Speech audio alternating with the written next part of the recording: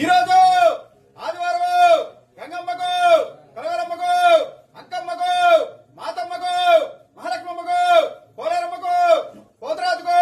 గుడ్డందు, బిడ్డందు, పాడందు, పంటందు అన్ని సుఖంగా ఉంటే రేపు వచ్చే ఆదివారం కాక పై వచ్చే ఆదివారం మహాలక్ష్మి ఉత్సవం